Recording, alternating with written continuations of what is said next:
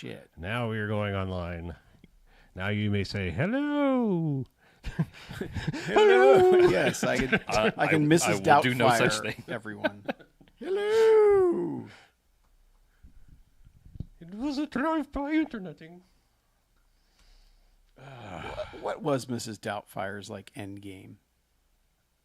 Just be Mrs. Doubtfire forever? I don't never tell the kids that you're their father. Like, what was a plan? I mean, I understand. Well, no, I'm not trying to turn this into a bigger thing or like get woke or whatever. But I mean, the pronoun thing is by choice. So I mean, like, I'm not dead pronouncing Mrs. Doubtfire by saying his end game was to see his kids, right? Yes. I was just clarifying and making sure because it was a con. It wasn't his lifestyle. Right. It was a con. Yeah. So yeah, I was saying I the guess game was just to see his kids as much as he could. I mean, clearly this guy didn't have a long-term life plan. Yeah, I guess I just question that in all these I'm pretending to be somebody else movies, like Wedding Crashers.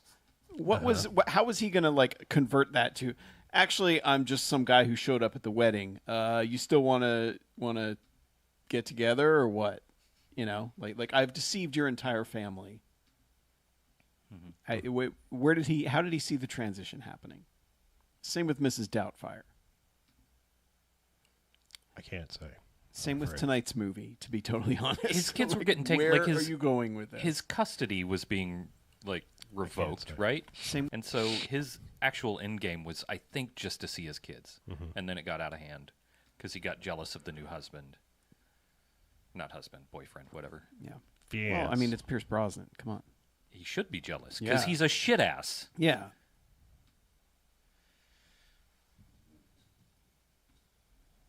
Because he's a hairy narcissist. Ladies and gentlemen, hairy narcissist. Yes. Oh, hey. I think we're on the internet. Hey, Robert. How are you? We are on the internet. Bab. Hey, Bab. That's why a few minutes ago I said, hello, internet. Oh, well, I just got the email. Oh. An email to tell me that we are I see. Oh, you were the electronic notified? mail has confirmed. I rung the bell, so I got a little notification. I rung the bell as well. Yeah, look at that. Guess how many notifications I get? Oh, wait, I didn't get a notification, actually. I did. Oh, we probably got an email to the BMFcast account saying, hey, you have started streaming. Hey, you got a new case. I just realized that. Huh? It looks like a new case. A new telephone case? It's just a clear one for my already blue phone. I just figured, why do they sell different color phones and then give you a case that covers it up? So I got one of the clear ones. Well, okay. Ignore all my stickers, but... Huh? Oh, I'm sorry. You don't have to. I was just illustrating that I also have a clear case. Also have a clear case. It's my favorite color. You can look at my stickers, the internet, if you would like to. Only a couple whacked out moments, Robert. I'd say this movie has more than a few whacked out moments. Whacked out moments. Whacked. Yeah, I mean, this is I think we established this was a 12 or something. I don't know, something old at this point. I don't know. Something blue. But yeah, it's mine. I mean, I actually own it outright now, so not borrowed at all. It's good. Yeah, but I don't know what the new colors are like. Apparently, titanium is the only one that they advertise. Oh, and then I just want a purple. That's all I've heard about. And then you just put it in a case, so who cares? Well, right. Yeah. Hey, Kyle. That's what I'm saying. Hi, Kyle. I like clear case so I can see the color of my phone. Mine, you see the color right around the little... The color of my phone. I was trying to put some extra U's in there. British it up. Mm-hmm. It was very British. Color of my food. That sounded almost Swedish. Yes.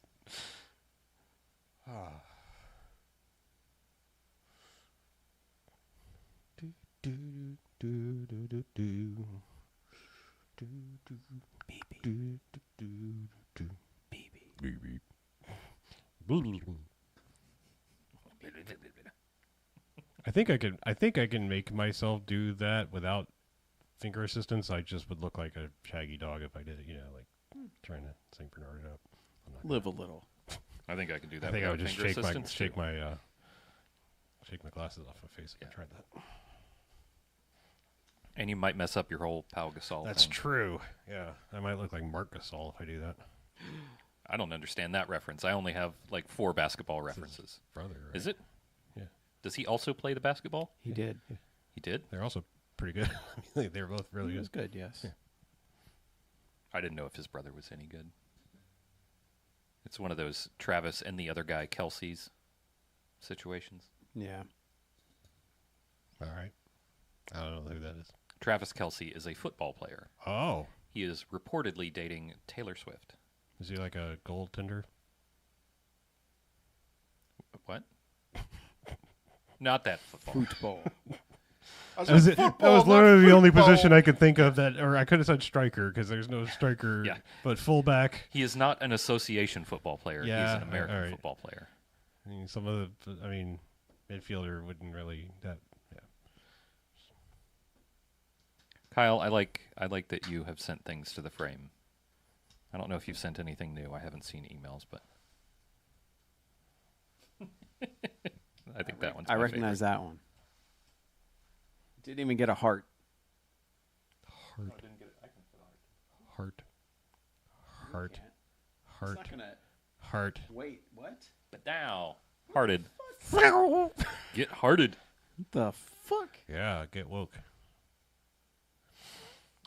That's even Kyle right there. Like Look. this real sugar Pepsi I found, and I was like, I'm gonna buy myself some Pepsi because it's made with real sugar. How does it taste? Delicious. Like Pepsi? Yeah. Every time I see this, I think that says "come." What does it say? I have no idea. It says something. Oh, Can it? Comper. Comper. It is very close to come. It's kind of. Carl Zeiss. What is that? I mean, was that a lens in the eye? Yes. All right. I don't know, man. I can't read that far away with these glasses says- on. Deckel. F. Deckel. I guess I don't know enough names of people that make lens glasses. I don't either. I'm just reading the letters. You got Carl Zeiss for me. That's about as good as I can go. All right, let's talk about his friends. Let's get deadly, guys. Let's get deadly. Yeah. You said it. Let's get deadly cool. Deadly cool. Because this girl's a maniac. Maniac. When she comes back. She's not a maniac. Just a little bit of a maniac. She's a robot. All right, she's a womaniac. There it is. I should read some reviews of Deadly Friend. Steal some jokes. Yeah. I should read the trivia so I have something to talk about. Nah. Yes. I can't remember what happened 20 minutes ago when we were watching the movie. I was trying to think of and I don't know if this even works or works, but I'm gonna workshop the episode title and for the Oh man, edification of spoiling it for spoiling perhaps, unless you're like that's the dumbest thing I've ever heard and we're never using that. Well, I'll just go ahead and stop. I mean, there. that's just pretty much it's coming out of my mouth, so Right, it's right. pretty much guaranteed. So I know you're trying to help me, but it's gonna happen anyway. Trying to save you I from was trying to ourselves. think of a way that we can mix Buffy and like buffering, like the robot thing, like buffering the vampire, yeah. buffering the Buffy or like Ring. no, not rebuff. That sounds weird, but buffer, yeah, buffering the vampire. We get 2 jokes out of it. Yeah. Similar films. buffering. Megan. The Fratellis. Anyway, I'm just saying, like something to think about. That will be buffering. All right. Throw Mama from the basketball. The only other thing I court. was she was in that Charlie Sheen movie where they just drive. Is that the Chase? Is that Yes. what it's called? The chase. Yeah. That movie's not good. I liked that movie. It's dumb, but It's not good. okay. I feel it is not good. All right. I'll take your word for it. I've seen it in the past 10 years. Okay. She is hot in it, as expected. She's also kind of annoying in it, as expected. Yeah, just runs around asking everybody if they're vaxxed. It's crazy. I don't know not many other movies that she was in to pull from. I mean, I think she's been in a couple of ours, like Loki movies. Not Loki, the God of Mischief. I can tell you momentarily. Low, like I on the don't, register. I don't think she's been in any BMFcast. She's movies. in Ferris Bueller's Day Off, but who would she have been? I think she's just a random girl at school. I think I want to say she's just like somebody who walks up and asks about Ferris to Jennifer, whatever her name is, Gray. Yes. Dirty Dancing, yeah. Like one of the times where, she gets asked about him and whatever's going on in her life. Red Water, one of the shark movies. Okay. Could not tell you anything about that. I Wasn't think she that was the one in the bayou where there were sharks. She in the space vampire one? No. Or she has been in an excessive number of movies. Girl's got to work. Maybe I'm just thinking. I think I'm putting her in Dracula 3000 because of the way Dracula reacts, being like Paul Rubens reacting for a second in Buffy the Vampire Slayer. Yeah. Comedically, and then going, that doesn't hurt. I'm a goddamn vampire. But Dracula 3000 was. Yeah, he was just openly weeping. She's made a lot of shit with Dean Cain.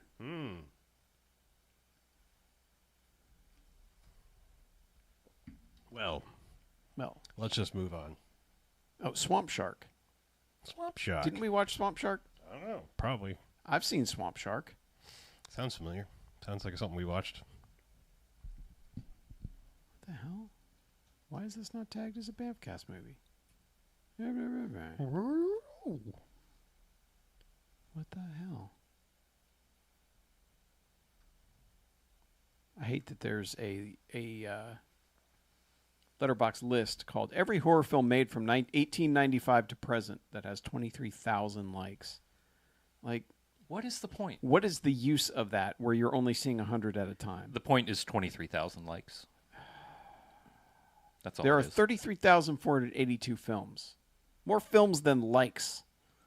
Well, I guess someone wasted their time. Yeah. What an idiot. Horror people are weird. They're just weird. Anyway, I swear I've seen Swamp Shark, but according to Letterboxd, I have not. Red Water has Lou Diamond Phillips and Coolio. Yeah, see, that's the one I think I remember. I was about to say, wasn't she in a shark movie with Lou Diamond Phillips? Yeah. In the quiet waters of the Mississippi, body parts are being discovered. No one knows what it is. Swamp Shark, because I want to say there was a lot of like bayou swampy shit in that one. Anyway, let's talk about the movie. Okay, if you insist. All right, and welcome to the BMFcast. Hey, BMFcast. BMFcast. Episode 589. Correct. And the numbers keep going. Wait, is that the right number? That is the right number. Wow. A great time to ask. I mean, I'm like 90. Nope, it's 588. Huh? It's 588. How am I keeping off by one? How am I continually Blood Moon off? was our last one. That God was damn it. You know why? Damn it. It's because we're doing this every other week. It's throwing you off. Son of a bitch. Well, somehow, like somewhere along the way, Run it again. I titled this all wrong, so I've got to remember next week not to up the number on the. Because you can't change it because YouTube will lose its mind. Yeah. Right. Yeah. We'll change it later. Sorry, Boston. We're running it again. All right, and welcome to the BMFcast. Hey, BMFcast. BMFcast. Episode 588. Ooh, nice one. That sounds like the correct number. It sounds exactly like the right number. So I'm Harlow. I'm Mackie. I'm BJ. And what we do each and every episode of this here BMFcast is we go and we'll watch ourselves a quote-unquote bad movie. And we come in here and talk about it. Then they get ratings. Good bad movies. Enjoyable bad movies. They get 1 to 5 jocks and robot jocks. Robot Jocks. However, there are bad movies. As they stay away, they get a negative sliding scale. 1 to 5 bags isn't giant bags of trash. Boo. In which they belong. Don't like them. Don't want them. Get rid of them. I just like saying in which they belong because it's one of those like annoying Right. proper English things. That's how you end up ending a sentence with a preposition. Yeah. Like this never-ending world in which we live in. That one still fails. Why? Oh, you should give it and cry, though. I do every time. Mm-hmm. So I guess we're maybe potentially having a little mini celebration of Spooky Month. Tune in for the next. Sure. I don't know. This isn't necessarily It's a spooky month. It's a spooky-ish movie. It's spooky adjacent. It's Wes Craven. It's Wes Craven, but it's kind of spooky adjacent. It's less. It's spooky in the way that like people lump. All right, we watched Deadly Friend. It's spooky in the way that like people lump in like Frankenstein as being a horror movie, and it's like it is, but not really. It's macabre, but it's not really horror. Macabre. Yeah. That was a fedora tipping gesture for those listening at home. Yes. Yeah. Deadly Friend. This is like it's everyone has this Wes Craven reverence, it's kind of like like when you talk about horror, it's like you're going to bring up Wes Craven at some point. Oh, and it's kind of like after Nightmare on Elm Street, there was that big gap where it was just kind of like. There's also about 15 years before that of nothing but some of the grossest, most horrific. Shouldn't be watched by anybody shit ever put on the film. But I mean, I don't know. I guess let it be known I don't have any great particular reference for Wes Craven, God rest his soul. But I'm just saying, like he made the thing is, he made a lot of crap. Well, yeah. I'm just saying, not my cup of tea. And it's not like he has a distinct viewpoint that when you see a Wes Craven movie, you know immediately that it's a Wes Craven movie. Sure, other than like people awakening suddenly from a dream. That's usually pretty much a hallmark. Yeah, he used that a lot in this one. Yeah. But yeah, 1986. It's got Kirsty Swanson. It does. Mm-hmm. It also has a guy whose name I cannot remember. Was it Lee Thibodeau Lawrence? From Little House on the Prairie. I don't know. It was the Prime Minister of Canada. Yes. Justin Trudeau. Yeah. Matthew Liberato. Yeah, Libertad. Yeah. Sure. This guy is also has a Throw Mama from the Train or the Goonies lady. What's her name? Anne Ramsey. But and her character name in Goonies that you said like Ma Fratelli. Fratelli. Yeah. Yes. Okay. As you can see, I have not seen the Goonies a lot of times in my life. I've only seen. I'm it a like broken person times. of my age, apparently. I've seen it a few times. Yeah. She is one of my favorite character actors. Okay. I like her. You know what you're getting with her. Yeah, and she's great at it. And you get it in this movie as well. Yeah, this saying that this movie's a little bit of a hodgepodge. I mean, and the thing is like I would liken it to things that have come after it, but they're only because they're the references that first popped in my head. They're inspired by other things. Like there's a section of this movie that feels very much like Monster House, where it's just like, oh, there's the house at the street. It's like the kids are scared of it. Sandlot, whatever. It's just like the ball goes over there. Fucked. Don't go in there. It's like ghosts live there. Mm-hmm. Then you've got the Frankenstein aspect of the story. You've got down to like a little bit like dipping into almost like Lovecraftian Stuart Gordon kind of horror movies because it gets a little body horror-esque for a little bit. Like there's some fairly graphic like brain dissection shit for a few minutes. It does spend about 6 minutes in that. Yeah. Yeah, it's just this movie kind of like genre hops all over the place. And I think when you read about like what it's intended, they were kind of trying to make like a teeny bopper version of Frankenstein. Isn't that kind of what you said the selling point was? A little bit. Yeah. And it was supposed to be a little more supernatural. Right. Yeah. A little science fiction-y, but I think that's why we got a few dream sequences, is because it was leftover supernatural crap. Yeah, I mean, it's just this movie kind of dances around until it eventually is like, oh, now we're doing this, and then it's like it sticks in that genre for the rest of the movie, which is creature on the loose kind of thing. Yeah, like in a small town confined environment, not like Godzilla running amok in Tokyo. This is, a suburb. And they're just like, hey, you guys wanted gore, right? Right. Yeah. So, but yeah, I mean, basic plot, because I've kind of spoiled it in a little bit all over the place. But yeah. Well, let's just say that like this movie does not present what the hell it's going to be early on. And exposition and backstory are not its fortes either, because for most of this movie, all right, so our main guy, God damn it, Paul. Paul is our main guy. He and his mother just moved to town. He's kind of like he's of an indeterminate age, but he's like a Doogie Howser genius kind of kid. But probably about 20, I'm guessing. The neighbor kid. Well, the neighbor kid says, "What are you in 10th grade?" Or Yeah. He's supposed to So- be about 16. Okay. But he looks like 30. Yeah, I mean, he's attending like college classes, but it could be a accelerated Doogie Howser situation, like you're a prodigal genius kind of thing. I don't know. I mean, this has happened in the past. Doogie Howser is not the first time that this has ever happened. Doogie Howser is our cultural frame of reference for that. It is. Jesus, cat, really? Sorry, it's cat time. I'm just saying, when I can hear it that badly in these headphones. Holy shit, cat, shut up!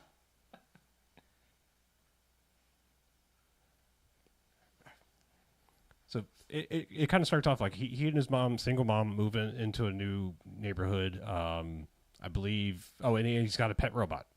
Right. I mean, so first they Pet stop. robot and a Volkswagen bus. A pet robot living the fucking Phoebe. life. Yeah, they stop at a truck stop or whatever. Guy tries to break into the van, and we get a POV shot of the robot almost murdering this man in the van, and then throwing him out without the family seeing it, and they're just like, "Oh, hey, BB, why is the window because he cracked realizes open?" the family's coming and he does not want to be discovered. Right? Yeah, he does. It does kind of insinuate that he had some murderous instincts prior to all the shenanigans of the movie. Right.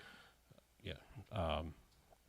Anyway, so they've just moved in. I believe he meets the local paper boy who like nearly trips over his robot and is like, gee, that's really cool, Wally. What kind of robot is that? This kind Tom? Is that his name? Sure.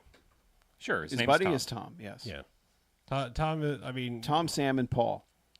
I mean, I don't know if it was intentionally written this way, or you never know what somebody's intention of a movie is versus what you see on the screen. The way this is played is like he's basically a closeted Eddie Haskell. I mean, it's just he clearly has feelings for Paul. Mm-hmm. I think it's presented very clearly, and then it's. I think from a 2023 lens, it looks a lot more like that. I feel like it. No, because I feel like his animosity starts when he starts hanging around with Sam, which we're going to get to, who is a lady, but then it goes further. I'm just saying it feels like maybe it's a subplot somebody put in, but maybe I'm just reading into it, perhaps. No, you're not the only one. Okay. Yeah, there are plenty of people who sure have similar thoughts about it. Okay, yeah. So anyway, so he kind of meets him and he's just like, gee golly gosh, cool robot, anyway, gotta go, bye. And then very quickly, I think just like, sort of Spider-Man, Mary Jane, like he's outside and throwing away the garbage, and Chrissy Swanson lives next door and comes outside, and it's just like, oh, you're my next door neighbor. Oh, no, she sees the robot first. Oh, that's right. Yeah. She sees BB out doing BB stuff. BB is mowing the lawn because, robots must be made to serve and nothing else, lest we accidentally give them control.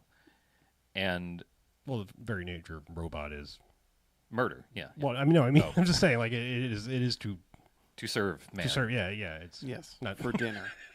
Yes, we're mixing up all the sci-fi now. I know. Okay, I'll say this: I really like the robot. Mm-hmm. Like the work they do and the work they do with the shutters for its eyes and that sort of stuff. It's a good robot. Like and it's cute. They give it red eyes and a red light in the mouth. Yeah. Even before it murders its first human being. So it is cute, but it also has a hint of menace. Perhaps red didn't mean the same thing, since we're now talking about 2023 lenses. Oh, no, perhaps... I think red eyes meant the same thing. Okay, maybe, perhaps. I mean, always Mothman has been around a lot longer than... Fair. I guess things have been rabid for a long time. Yes. But yes, I mean, this basically looks like if Johnny Five from Short Circuit had sex with Michael Bay's Bumblebee. Accurate. Yes. Yeah. And just like the Disney theme park version of it. Sure. Yeah. Because it's got like that slick, glossy orange shell to it. A little bit. But then it still has sort of random circuit boards sticking out from like the side of its head and everything. It's not completed. Just to give it the hint of homemadeness. It's not like C-3PO, in gold. Mm-hmm. All perfect. He's still got some rough edges. But it is a highly polished, robot for ostensibly a high schooler. Mm-hmm. Yeah. Who is 30 years old. Yeah. Yes, but it's also his best friend. Pretty much immediately, he's like, Christy Swanson, I'm in love. Check out my robot. Let's be friends. Mm-hmm. Well, he's already seen her all before and been like, "Oh." Yeah. Well, yeah. He was inside, like, washing the dishes or whatever while the robot was doing the lawn or something. Mm-hmm. And she's like, "Who do you belong to? Who's controlling you?" And then he walks out and it's like, he's alive. No, he's not Johnny Five. Oh. Or Victor Frankenstein. Yeah. So yeah, he's pretty much just like, I love you. Let's hang out. And oh look, I see you have bruises on your arms, but it's the 80s, so we can't actually really say anything that might save you because that would be in poor taste. I don't know. Sensibilities were weird at a certain point in time. Well, he's also domestic violence was fine in the 80s. Well, I mean, it's just, and he's also a teenage kid with no power to affect anything, right. And it feels like the mom clearly knows about it as well. Yeah, but also and still just we can't really say anything. It is. It's kind of like, oh, not our business, I guess. Yeah. You know, that sort of shit. At least mom sort of starts to try to do something later, but because I mean, Christy Swanson comes over with like a shattered nose. And it's like, I forgot to put ice in the tray. I just need some ice. I get bloody noses all the time. She's like, do you want to tell me something? But yeah, her dad's an asshole. I mean, an abusive asshole. He's a piece of shit. And he is never presented as having any sort of redeeming feature whatsoever. Nope. He is a piece of shit through and through. Yeah. Mm-hmm. Yeah. So, but yes, the mom is basically like, don't you want to call the cops and save yourself? Right. You know, because like, I mean, oh, nothing's wrong. The first time they meet, he's like, you want to come in and see the workshop where I made the robot or whatever? She's like, oh, I would, but I gotta go. Something came up. Yeah, and the one time she does come over and is like, actually, she's there for like 2 minutes. It's like, before he's at the door going, where is she? Yeah. He does take her up to the attic. So you know, in 80s teenager movie, that means he deflowers her in the attic. That's I'm not saying it happened, but I'm saying it very well could have. All right. Because it's the 80s. That's what happens. But anyway, they do a lot of passage of time stuff. They do. Because this is intended to be like the beginning of school, because they have him, he's introduced to Tom, and Tom's like, hey, are you in 10th grade? And they do the whole, well, nope, I'm actually in college. Right. And he's like, okay, cool. And Tom is kind of like, wow, you just big timed me, asshole. Fuck you. But either way, they show him at school, and he's actually teaching one of the classes at one point. He's giving a lecture about how his robot's brain works and how it's almost dreams of electric sheep. And stuff, and how it's almost a human brain. Like he's like it's approaching the way that a human brain actually works, and everybody in the audience.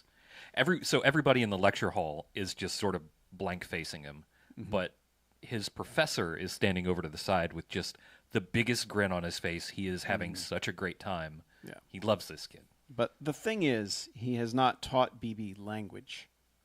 Because I guess we also need to get into that with BB. Is BB sounds like Stripe from the Gremlins. Yes. To the point where one was like, is that Frank Welker? And it's not. No, it's actually Roger Rabbit. Or Charles Fleischer, the voice of Roger Rabbit. I mean, Roger Rabbit's not an actor. But for some reason, the only actual language that BB knows is BB. Otherwise, BB's just going. Occasionally, you get something that sounds like a word, but it's not. Sounds like it's a word that he's like repeating to somebody, but it's not quite. He's mostly just a Pokemon. He's mostly just BB. Yeah, and he also does like the Han Solo 2. Like R2-D2 or Chewbacca thing where it's like, and he's like, oh yeah, I know what you're talking about, Chewie. You know, like that whole one-sided conversation thing. He does that with BB. That was a great Chewbacca, by the way. Not really. I'm not. I can admit I have no talent whatsoever. Yeah, there. See, what's that, Chewie? That was really good. Timmy's stuck in a well. That was terrible. His was much better. Oh, okay. Yeah. Hey, but either way, like he has not taught BB language. Which I guess is intentional for the second half of the movie. Well, it does make it funnier, yeah. But I mean, you really, if you want a thing to serve you don't want it like talking back. So I don't want to mow the grass. Yeah. But we get we get a lot of scenes of BB and the kids doing just stuff around the neighborhood. That's where Ma Fratelli shows up as the mean old lady. Yeah, she runs the monster house with a electric fence around it, and they comment that it's just a combination lock and that BB could crack it in a second or two if he wanted to.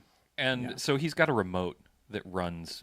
It doesn't really run BB. It just sort of turns him on and turns him off. Yeah, it does. Yeah. However, it doesn't work all the time.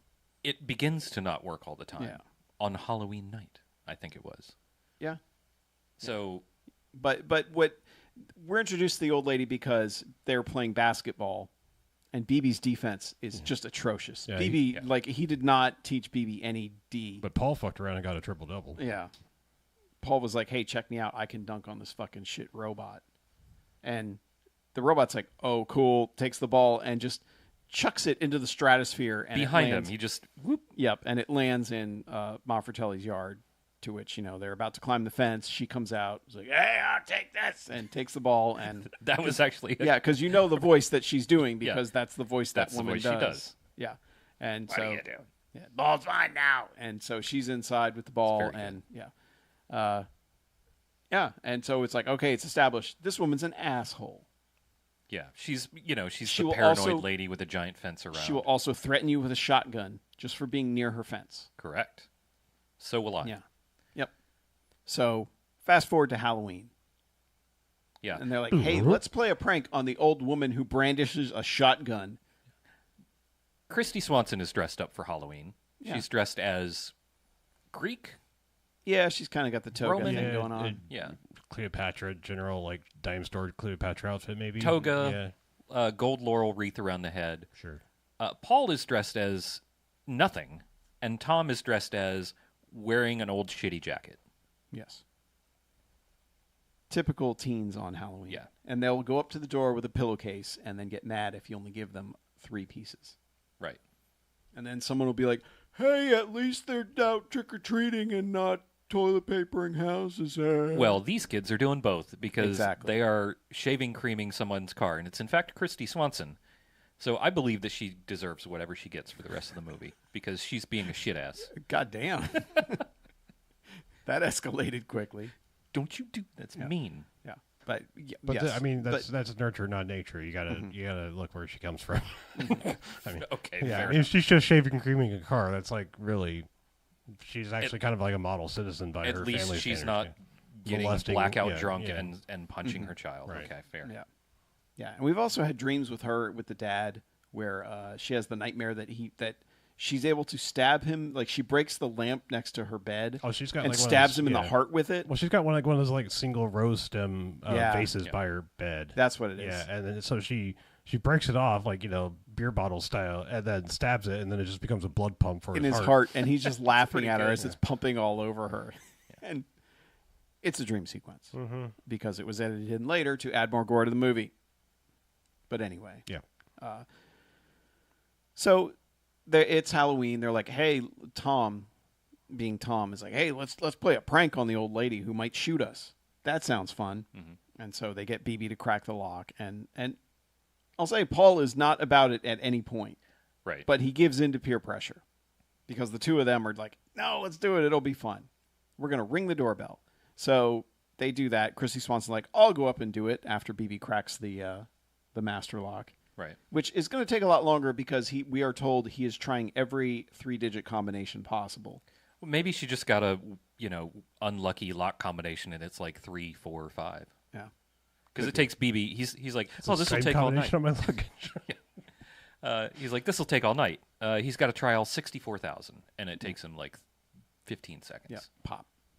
Locks open. Also, I don't want to ding, whatever dumbness about it, but in hindsight, later on, I understand that you were trying to establish, but I think at this point we've gone we get it. She's got Vivi's brain in her brain, but spoiler alert, Jesus. Wouldn't he have already known the combination the second time? Would that memory have been saved? Well, maybe Ma Fratelli went out and got a new lock.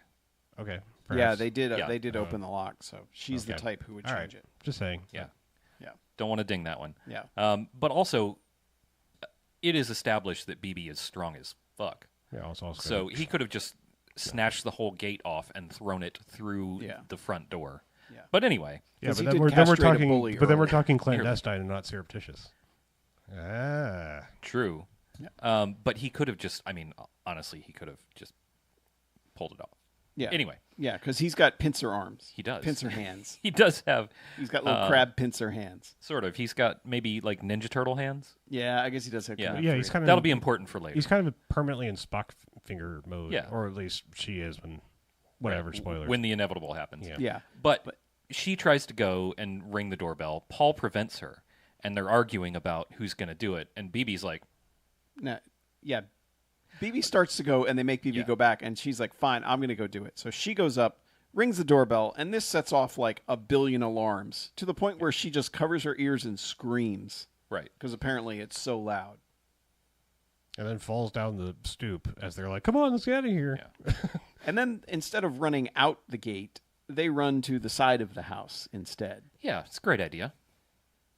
And then they actually run farther to run to the side of the house. They do. Than the 3 more feet it would have gotten them to the gate. It must be a horror movie. Right. Yeah, it's running up the stairs instead of out. Yeah. But anyway, so they're hiding in the bushes, and the woman's yelling, "Come out, come out." And he has shut off BB. BB has turned himself back on. Yeah, he sees BB turns the corner and comes up. She's like, "Get off my property!" And just blasts his arm off. And to this, Paul, like, this is the most reaction Paul has to anything for the rest of the movie. Well, it's because BB's getting RoboCopped. I mean, yeah, I guess he's getting cop roboed, but yes, he's getting cop roboed. Yeah, whatever the opposite version of it. But yes, I mean, he's just getting like she blasts him in the. He blasts his arm off, blasts his chest, and then just finally shoots him in the head. Explodes. Looks over at the kids, cackles and laughs, and then goes back in the house and locks the door. To which Paul is just like doing the whole screaming, wailing, gnashing of teeth, rending of garments. He is.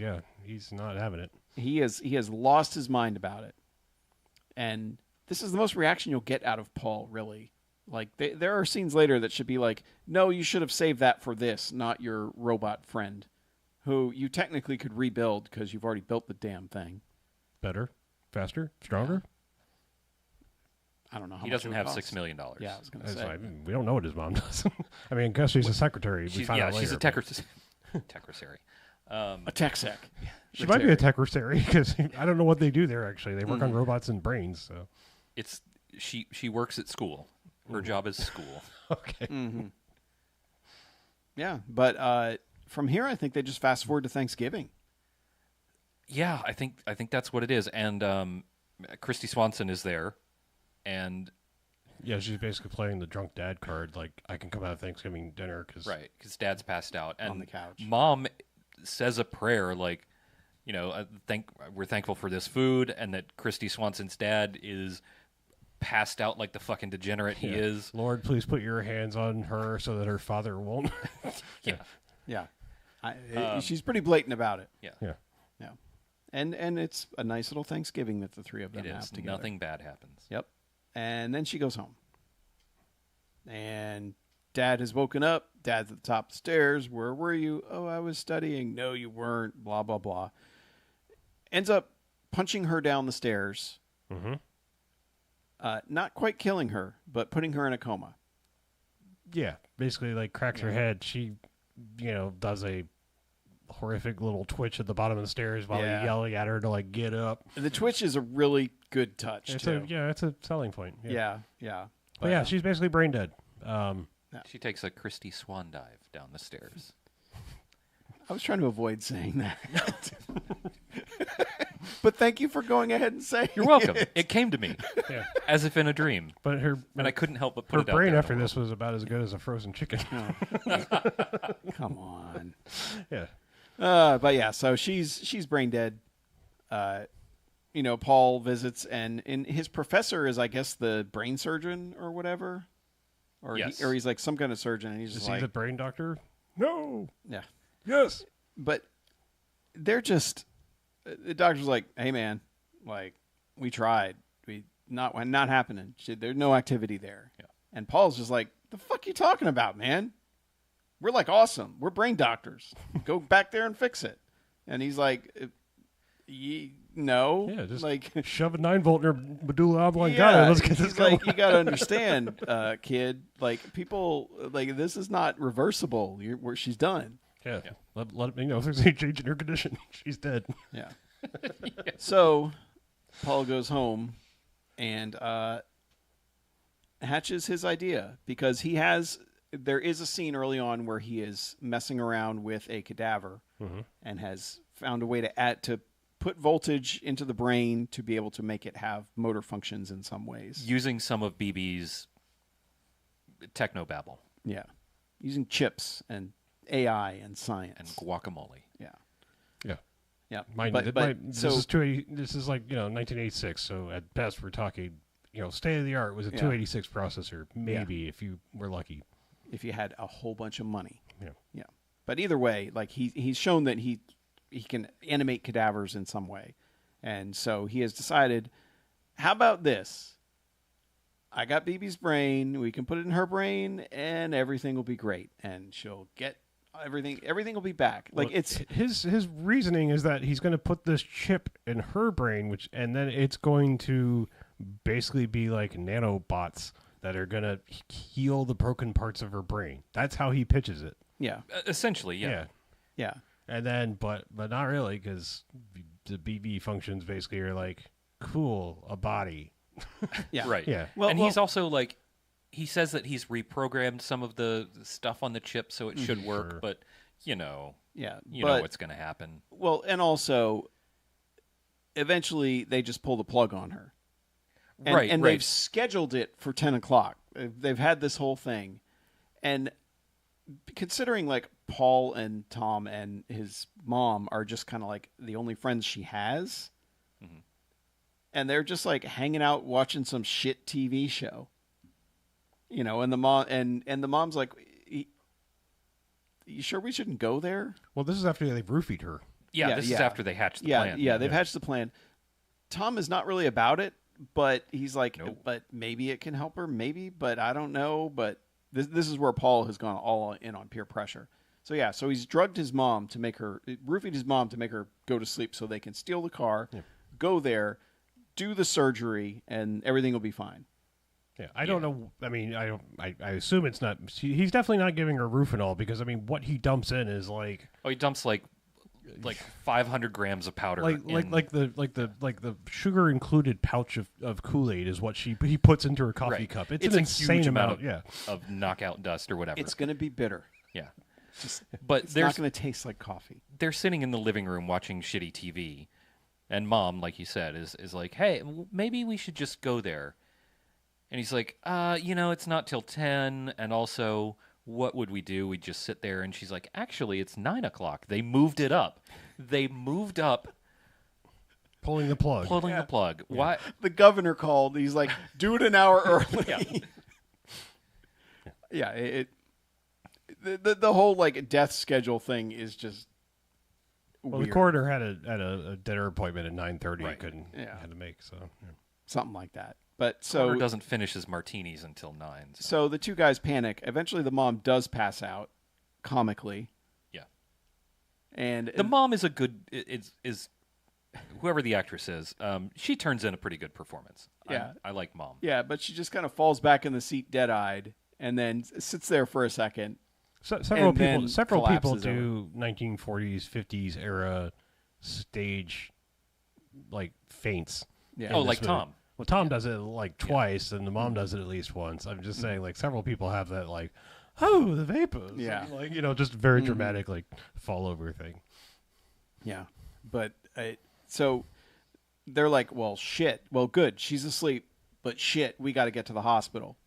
And they get there. There's this whole plan where Tom has to stay down in the basement and flip the switches, and it'll be fine because the generators will come on and nobody will get hurt, but it's a big enough distraction that he'll be able to get to her. This is like George trying to move the arcade, the Frogger, I mean, it's just like keep the score on. I mean, he's just like, we're going to unswitch it here, but I'm going to have this battery here, keep the respirator on. It's just like, okay, guy. Yeah. And Tom's like, this is going far. And he's like, no, but we're doing this. In for a penny, in for a pound, motherfucker. Right. We're doing this. And so he, of course, gets trapped in the elevator because Tom shuts the power off early. Also, this is the world's slowest elevator. Also, and then, is it my imagination? But it would seem that BB's consciousness restarts the elevator. There seems to be a supernatural. The generator's kicking in. Generator. Is it because it like I think that's what it's supposed to be. flashes and like it makes like a revert noise for a second. I mean, it is implied for half a second that like the ghost is in the machine is in the ghost, or I don't know. Yeah, the lunatic is in the grass, but I don't think it's a BB-8. I think it's the generator. But either way, the dad is just like, why are we waiting around? Just pull the plug. Yeah. So they pull the plug on her early anyway. They didn't even wait till 9. No. And then he looks at her for a minute and is like, all right, I'm taking me and my sweater and getting out of here. Zero redeeming qualities for Dad. Yeah, he leaves. Paul gets there, and he's like, what? Yeah, all the stuff. All the equipment's gone. Man, they like cleared that room quick. And strangely left her in there. Yeah. Where's she going to go? But that's not even like covered. Yeah, I mean, it's still like not like a thing. If you're going to take all the equipment, take the body. Yeah, I was going to say, I'm pretty sure the body gets that thing's going to start smelling real quick. Yeah. It's cold in hospitals. It's fine. Not that cool. No, whatever's in there's coming out. Just I think all right. Yeah. The generator thing probably happened about the same time. Everybody freaked out and ran. I see. Anyway. So they just forgot the body. Yeah, they just took the little machine that goes peeing and left her behind. Yeah. All right. But cut to Paul wheeling out a laundry basket. A laundry basket full of her. But like full of ex-girlfriend. But personal size laundry basket, not like a hospital hamper. It's not huge, right? I mean, it's like what a college person would wheel to the laundry room. Yeah. And they don't even have like a leg sticking out or anything. I'm saying she is crammed into like a carry-on bag, basically, and being wheeled down the street. I mean, she kind of is carry-on. And Tom gets in the car and is just like, dude, where's the battery and the other stuff? He's like, oh, they pulled the plug already, man. And he's like, what the fuck are we doing? And he's like, he's dead. She's dead. And I think is that one of the times he passes out? I think so. He's like, I'm going to throw up. He's like, fine, throw up, but we're leaving. Yeah. And at this point, Tom is out. Mm-hmm. Tom is not about this anymore. Yeah, but he still goes to. They take her to the school lab, I guess. He kind of has no choice, but he is not happy with any of this. No, and then as like he's getting ready, like he's got her brain exposed. He's putting the chip in, and he's like, "Hey, Tom, you want to check this out?" And he's like, Yeah, I mean, and this is like a live X-ray, by the way, which looks really fucking cool. So it does. Big ups to that. But I mean, this is like like any standard style like computer chip. I mean, but imagine the little like connector prongs are like 6 inches long, just so like he's got to really drive him into the brain. Yeah. No, I mean, and like a turkey thermometer. And they avoid having to do the effects with that because they just cut to the X-ray and you see it sliding in. Yeah. Yeah. But he puts it in and clicks the button and nothing happens. And but then he thinks he sees her toe twitch. Yeah. And then I think it's Tom gets kicked in the face. Well, by her twitching her leg back. So he's like, "Oh, I saw the toe." I don't think he gets kicked in the face. I think he does the pass out. He just passes out. Yeah. So he says that her toe twitched and then pulls the cover up. And Tom's like, "No, it absolutely did not. We need to go." And then the leg kicks up and Tom passes out.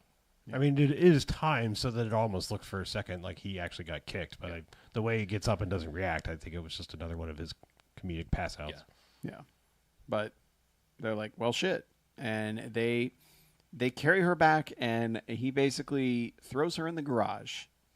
Yeah, back at home, by the way. Yeah, they go back home, garage. Throws her in the garage. Unsupervised. And from there, Tom's like, all right, I'm out. Have a nice life. Not coming back. We're even. Yeah. Yeah. And I'm implying he has been guilted into this by the death of BB, the robot that could be rebuilt. Okay, the zeroing out of BB. Yeah. But this is the leverage that Paul has used on Tom is basically to commit a crime, massive crime. Yeah, you got my friend killed, so help me steal this body. Help me necromance, techno-necro-romance. Techromance. This woman. My not even girlfriend. Yeah. That I've girl kissed who has kissed me once, yes. Well, actually, he kissed her. She really didn't seem to reciprocate. Right. I mean, well, because she was afraid of getting the shit beaten out of her by her alcoholic, abusive father. Yeah. I can't blame her. Well, and she doesn't wake up at first, but eventually she does wake up, and he teaches her like how to sit, how to stand, basically how to use her motor functions, so to speak. Yeah. And this is where it should be noted that for anything else, odd they told her to do to be a robot lady, Christy Swanson has incredible blink control in this movie. I mean, man. To the point that like there is a point where they are doing they're treating her like she's a newborn baby, like she doesn't even know how to sit up or hold her head up or anything like that. So he's actually like holding her back up, and he's like, "All right, now just stay there." And she does this like trust fall thing backwards, gets caught, and never blinks the whole time. I'm just saying that's hard to like move, have your focus shift everything and not blink. That's difficult to do. And she's doing a little bit of big eyes. Yeah. Yeah, and it doesn't hurt that they've got like the blue. Yeah, they do give her they do give her 90s blue. Yeah, they gave her face. zombie eyes.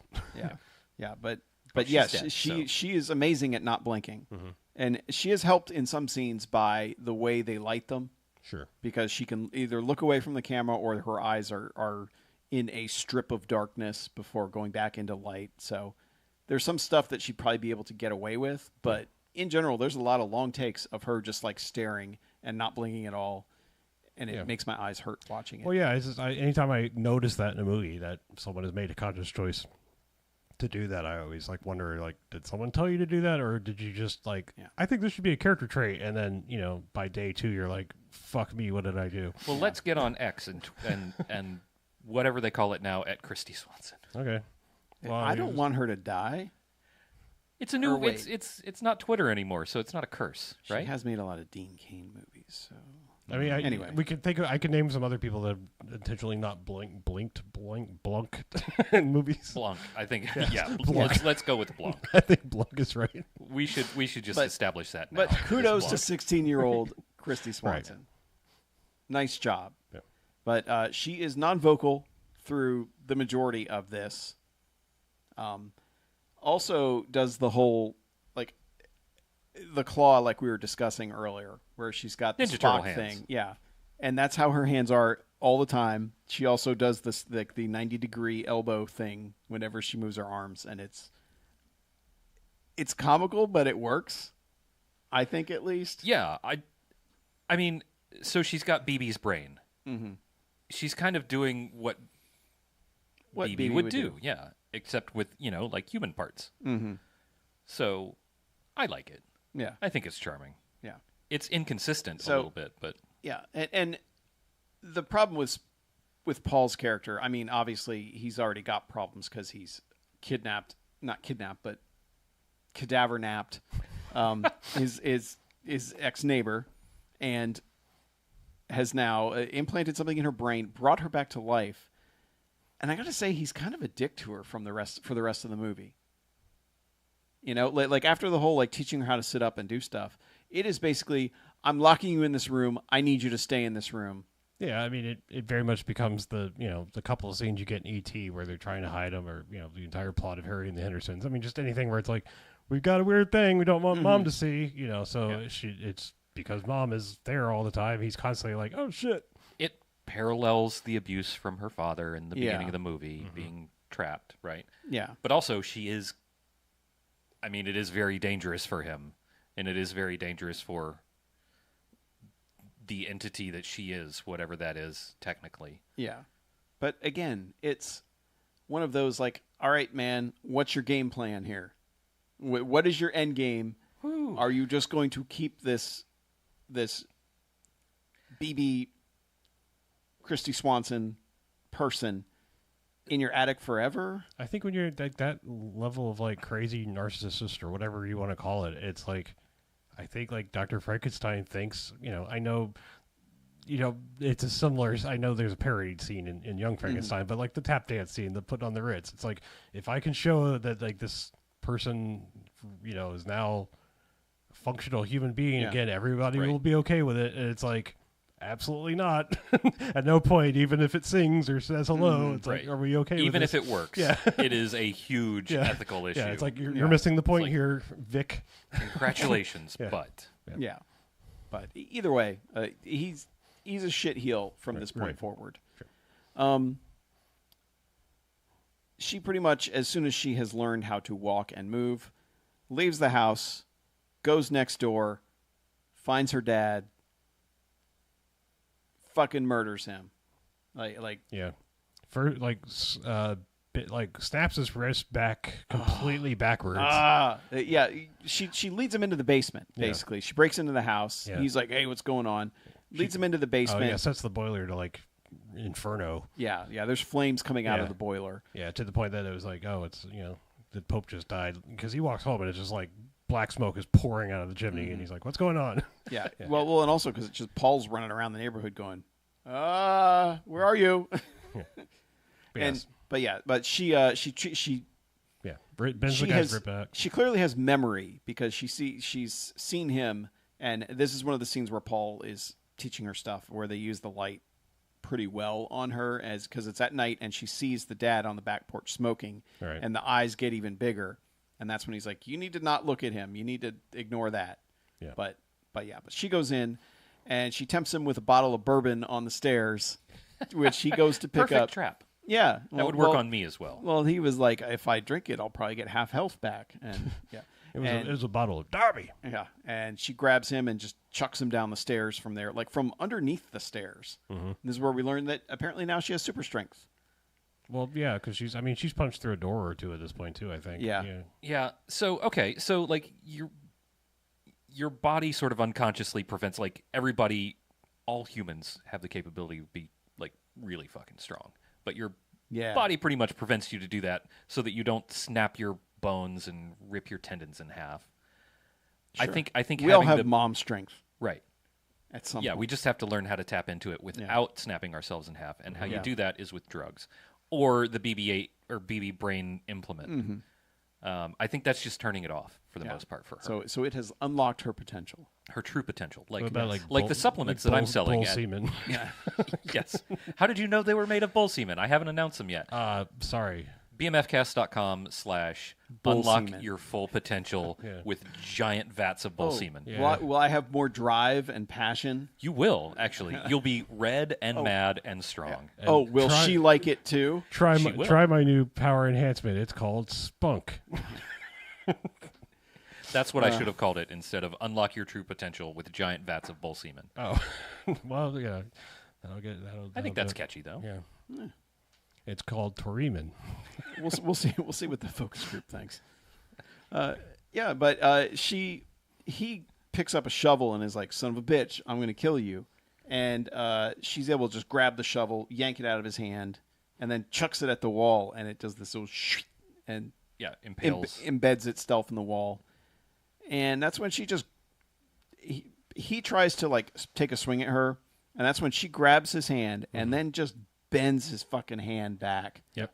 And then just keeps pushing him back into the boiler so that his back of his head and everything is boiling. So that move parallels one that he did to her in the dream sequence. Mm-hmm. So it's, like, obviously he's done that to her before. Mm-hmm. This is a little bit of the old revenge-aroo. Yeah. Which I approve of. This whole scene, I approve of everything that goes on here. Yeah, because he's a piece of shit. Yeah, but so he gets, like, half baked on the boiler, and then she's like, all right, you're over easy enough, and I'm gonna just pick you up by the neck. And not only does, like, the classic, like, neck snap, but then just does, like, an extra, like, let's just go back one more time just to make sure, because it's like it's kind of like the the Predator style, just one-handed, like, and then just like, let's make sure. Goes back one more. And I swear I thought she was gonna pop his head off. Because the way they frame it, and they cut back to her, like, her eyes getting bigger and her kind of grimacing as she's squeezing on his neck. I'm like, she's gonna pop that thing off. But no, toss the rest of him in the frying pan. Yeah. Then chucks his face in the boiler into the fire. Yeah. And that's when Paul sees the smoke outside and is like, man, no new Pope yet. What the fuck? And runs it back inside and sees her down in the basement and sees him, and the reaction isn't, oh, fuck. Like, might as well let the house burn down now or something, which would kind of make more sense. no, he pulls the guy out of the fire so he can bury him in the coal in the back. Yep. While she's just watching what the hell he's doing. That's cold blooded, man. Yeah, but it's like Paul. Like Paul does not know how to cover up a crime. Paul knows how to escalate things. Like that's all Paul knows how to do. He's an agent of chaos. He needs to learn how to cover up crimes, especially if he's going to have an undead girlfriend. Yeah. Yeah. But and then he just brings her back to the house and locks her in the room, and he's just like, I need to get cleaned up and I need a minute. I just realized, like, maybe he has, like, the opposite of, like, memento disease. Like, he can't think 5 minutes in the future. Yeah. Like, yeah. You He's know? like, So you want to play speed chess for money in the park with Paul? I guess, Yeah. sure, yeah. Just, yeah. Hey, he's not thinking hey man, 3 Paul's moves ahead. He can't even think 1 move ahead. Paul's just living in the moment. Yeah, I don't know. And his idea of living is being stupid as hell. Paul is such a fucking idiot. But he brings her back to the room and it's just like, I need a minute to think about things. I'm going to lock you in here now. And Which is a bad idea. Yeah, it's a really bad idea. Yeah. It's just in his room. It's not even in the attic yet. Nope. Mm-hmm. But she goes to the window because she's inquisitive, I guess, and starts looking out the window. And there's Ma Fratelli also. I mean, I know why the cage bird sings. Right. So there's Ma Fratelli hanging out, like also looking out her window or whatever, and they lock eyes. And Christy Swanson's like, "Ooh, target-rich environment. Let's go." Yeah. So I guess the implication is BB sees the person who murdered him. Yeah. Oh, yeah, for sure. Yeah. And Ma Fratelli's like, I gotta call the cops. Yep. You do it better than me, but. So she goes and calls the cops, and the cops are like, her again. Yeah, for whatever. Shit's sake. Yeah. And so they basically hang up on her, and she's like, I'm not. Yeah, they do a lot of back and forth of her getting the shotgun, and like she has locks on the interior doors, like you know, like when you put the slide lock on a door on the front, she's got like slide locks on interior doors as well, right? Because she opens the one, and I was like, oh, she's just going outside, and I'm like, oh no, that's just the her door, kitchen door. Yeah. That door leads to her foyer. Yeah. So she's sort of pacing around the house, paranoid, and the basketball bounces into frame, and then bounces around a little while. And then Ma Fratelli looks at it and is like, I don't like that. Yeah.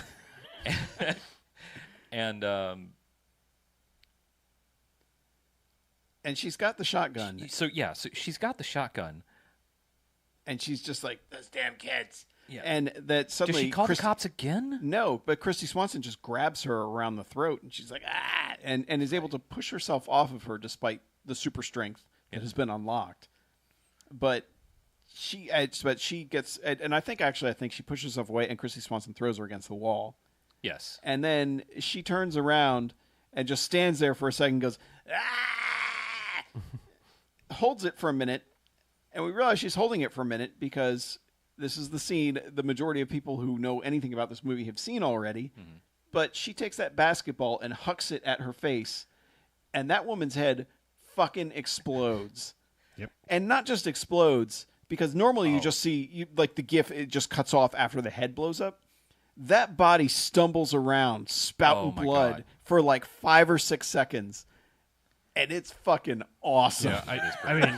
I'm sorry, but it fucking rules. I don't want to ruin the illusion, but you can see that there's actually like a little person in the half body, like running around. I don't No, care. I'm saying, like, because you Do can... not care. There's a point where you can see their head push into the stomach part just a little bit, while they're trying to like maneuver around. Anyway, but yes, that body stumbling around, spitting blood. Yeah, it's. I mean, the head explosion is very Ricky-O, even though it's 6, 7, 8 years before. Yeah. I do want to point out the violence with which Christy Swanson throws this basketball, because it's not just like she doesn't just casually throw it. Like she makes a face, leans back, digs deep, and is trying to hit a fucking half-court shot through Ma Fratelli's head. Just hucks the fucking thing. She's just giving her the fastball special. Like, it is... And it's so good. It's so good. And it deserves to be gift for eternity. Yes. Yeah. But I think the best part is they cut it off with, like, everyone's gift cuts off after the head explodes. Yeah. Because the stuff with the body stumbling around is just as good. Yeah. Her head is the bird. And the basketball is, what was his face that destroyed the pigeon? Randy Johnson, the big unit. Yeah. I'm just saying, like, her head's is the bird, basically. Yeah. But holy shit. And the thing is, like, that's the weird thing about this movie is it swivels so far from being just like, oh no, my dad hit me, to I just blew up someone's head with a basketball. You know, like the gore swings are just huge. Yep. Which obviously was mandated later on by the studio, but it's still like, Jesus. But yeah, after this, the cops, I guess, eventually responded to her call. Sure. There were several scenes where Paul and or her or even Mom are just kind of half-heartedly watching the cops arrive at their little cul-de-sac and wheel somebody out. I mean, they're not super invested, especially with Ma Fratelli. I mean, like, I think they run out. Well, they run out when it's her, when she's been brain damaged, you know. Yeah. But I mean, I'm just saying, like, most of these just like, well, you know, whatever. Cops and the ambulances and stuff are here again. See the red lights on. Guess we got to hide her. Mm-hmm. Yeah. But the neighbor tells them that, hey, yeah, they found her. Somebody murdered the hell out of her, and then they found what's his face over, like, found him murdered too. But he face also burned right off. Yeah. Damnedest thing. Burned his own face off. Mm-hmm. And then buried himself in the coal. And then buried, so they also mention that neighbor mentions to them, he's like, yeah, and apparently somebody said that Ma Fratelli had called the cops and said that Christy Swanson was standing in the window. Why do we never use the actual characters' names, by the way? Sam. Yeah, so... Because it's more fun to say her full name. It's more fun to say, yeah. But yeah, he said that Ma Fratelli saw Sam Swanson in the window. So that tips off Paul that she's... And this is also when Tom has pulled up on his bike and hears this whole story and just faints. Again. Yeah. Again. And then when they wake him up, he just gives this look like, you fucking piece of shit, at Paul, and then takes off on his bike. Yeah, it's basically like, we're absolutely done here. Mm-hmm. Yeah, I don't think I mentioned it. Tom has a few redeeming moments. There's a cutaway shot when Paul is pitching him the idea of how they're going to save Sam, and it's just a cutaway shot to the outside of his house, and all you hear is just, "You want to do fucking what?" Yeah, yeah, yeah. It is. So I'm yeah, just saying, I had forgotten. Yeah, yeah. Well, and also like when they get back from the hospital and they've like, all right, they put the body away, and Tom comes in and tries to wake up the mom. Oh yeah, and he's like, "You fucking killed your mom." Yeah, I told you it was too much. They red herring that for a second. I honestly, like, I don't know if it was intentional or if it's just like my jaded self, like waiting for the stealth bus every 2 seconds. But I kept thinking that they were going to murder other people in his life, like, because there's a time where like Tom gets all distraught and almost runs out in traffic, and I was like, I mean, it would not have been completely out of character for a stealth bus to just take him out and be like, oh shit, now my other friend's dead. Let me robot him too. Yeah. What if he was truly the deadly friend and everyone else was dying because of him? I mean... He is a legend. Yeah, he's the actual...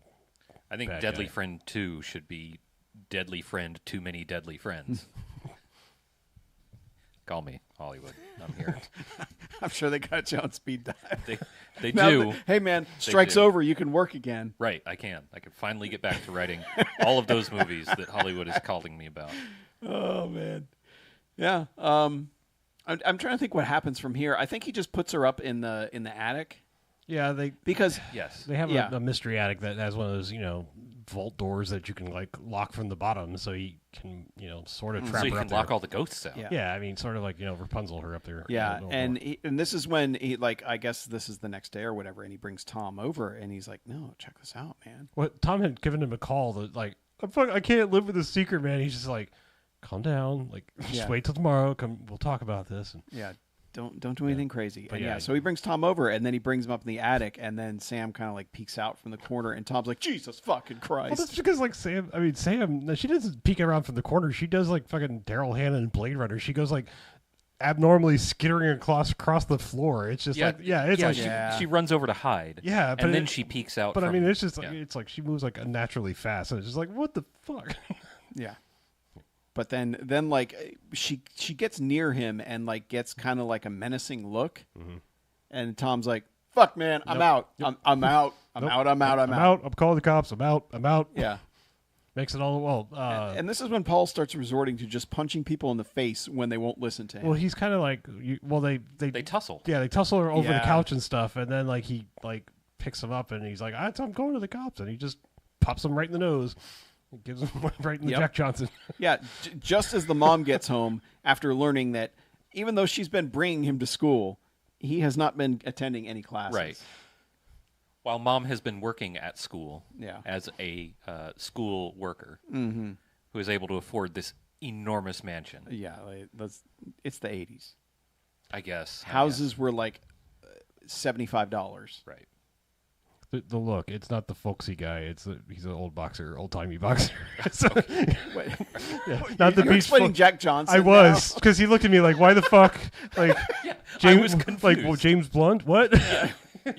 Yeah. Sorry, Black Jack Johnson. Yeah. Give him the old Coldplay. I don't know. Just explaining that because the look I got, thanks. I was like, "What?" So anyway, mom comes home from her job as school. And at the time, like right after Tom gets punched in the old Jack Johnson. Tom's like, I'm going to the cops. Fuck all y'all. Right. I'm leaving. And so Paul follows him outside, and so does Mom. And Sam is watching the goings-on from the window. Mm-hmm. Paul and Tom start to get into it again.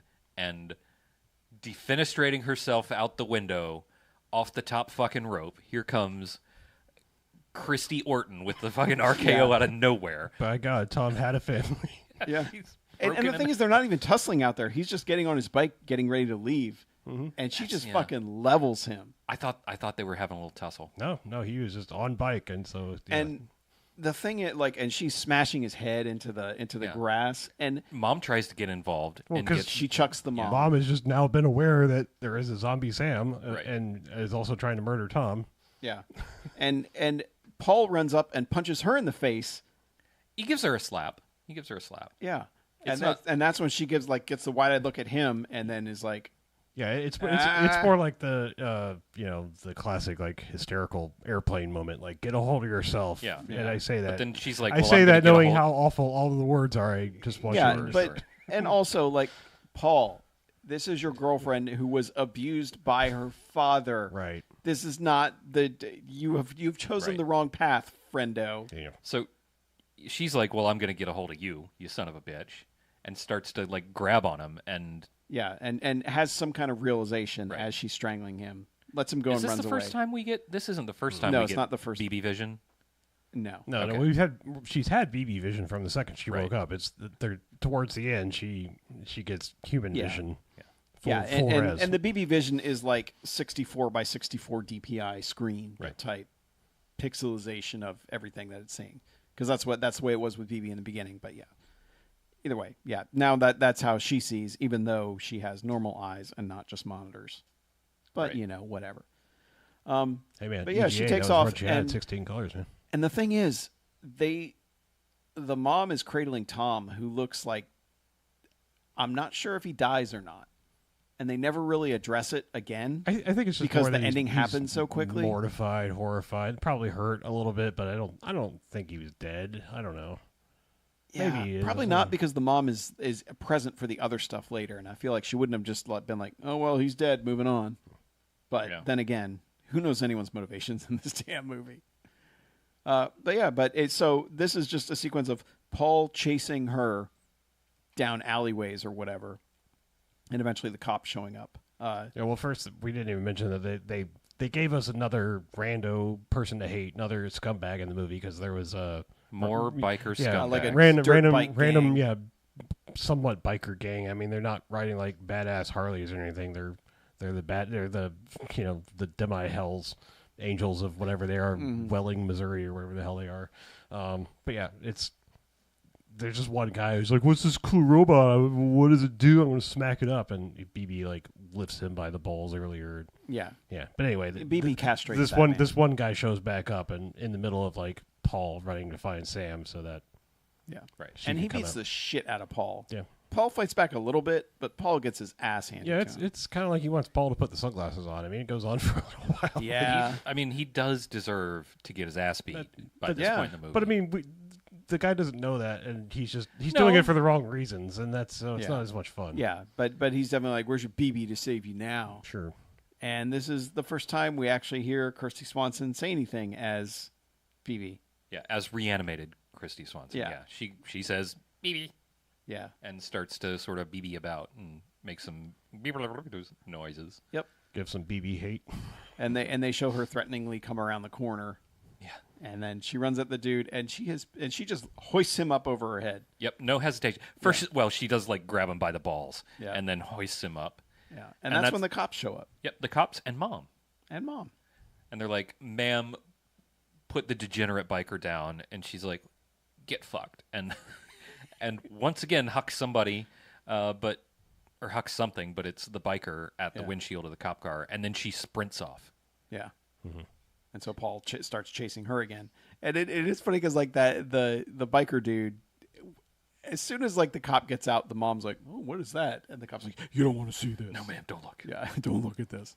It's like he's not that wrecked. Like it's not like that the other dude. I think he might have got his face burnt off. Yeah, she killed him. Yeah. Yeah, I think they say she killed him. Okay. Yeah, it's just he's not that gnarly compared to some of her other bodies. Oh yeah. But still, any dead body is kind of gnarly for most people. So I suppose, yeah. Yeah, but if you haven't lived, but yeah, she ends up running through the town. Eventually, gets like encircled by the cops in a park, and just runs back and jumps over the hood of the car and does like a wire jump. Like full sprint, just like a gazelle, unnaturally high like Carl over the Lewis. car. Yeah, and I think they eventually get back into the alleyway by his house, don't they? They do. They get the alleyway is sort of in front of his garage because I think I think she runs and then he's like, "Oh, well, I'll just go back home," and then the garage door is open or something. Yeah, because she does yell Paul, I believe, at some point. Yes, and then he's like, "Wait, what?" Oh yeah, or no. Point did he... Basically, they all arrive, I think, at the house. And she's in the garage, and she comes out. Is this where she's crying? Because I remember there's some point where he shows up and she's got robo tears. Yeah, earlier on, I think it was before Tom had his little freak out. Okay. But she sees her own reflection, and she sees the picture of the three of them, her, BB, and Paul. And I guess it's either the realization that she's BB now or that BB is Sam now or whatever. Like they never are totally clear on it, but somebody got chocolate and somebody's peanut butter. Yeah. That's all. But yeah, at the end she's like at this point Paul is basically like, "Hey, I'm here, I'm trying to help you." And her eyes shift between BB vision and like normal human vision. Mm-hmm.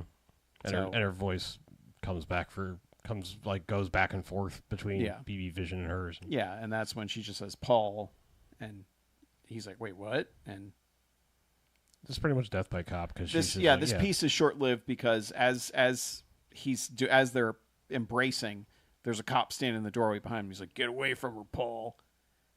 And then he's like, "No, wait, she doesn't understand. You don't know." And she sprints out the other side of the building, and that's when she's outside, and there's like a dozen cops, and they've all got guns aimed at her. Yeah, and it's a standoff sort of thing, and she's once again like flicking back and forth between BB vision and Sam vision, and then BB vision takes over because of the gun that the cop is holding, and.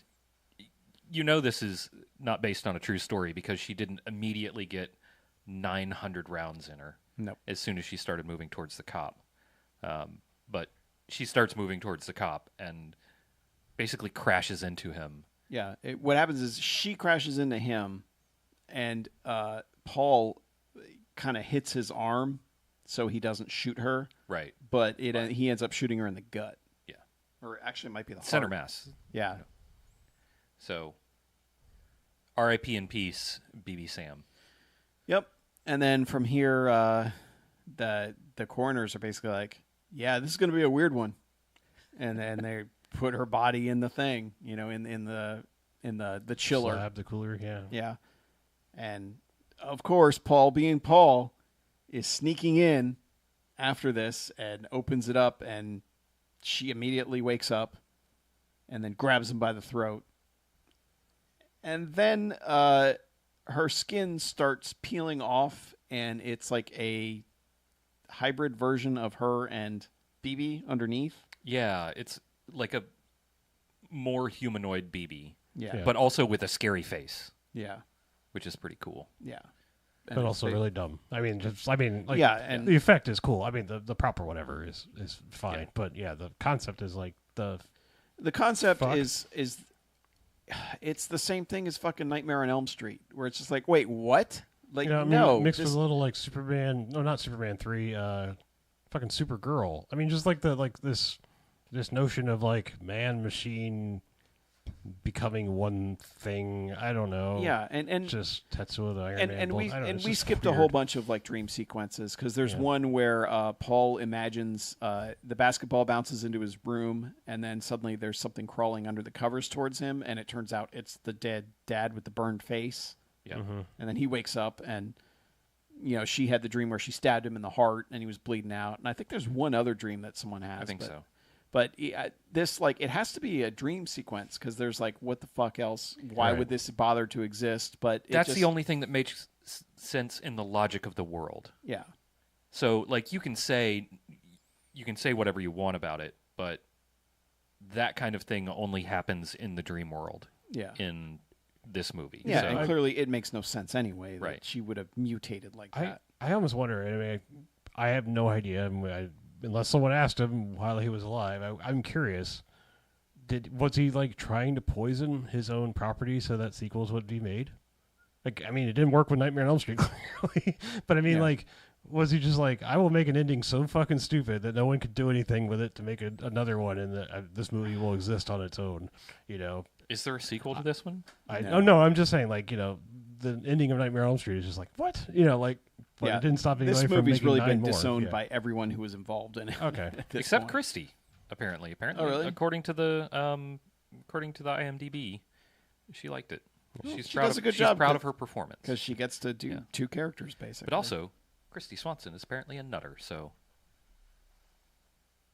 Yeah.